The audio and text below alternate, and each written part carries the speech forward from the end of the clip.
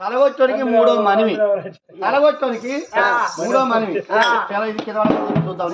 అట్లా బుర్రన్న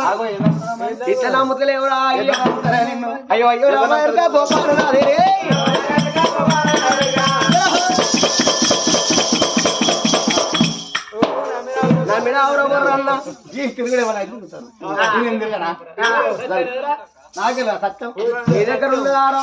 సత్యం నా దగ్గర నేను అయితే ఎలాంటి తప్పేయలే పుట్టి గిన్నెంది అవుతుంది ఏమంటావు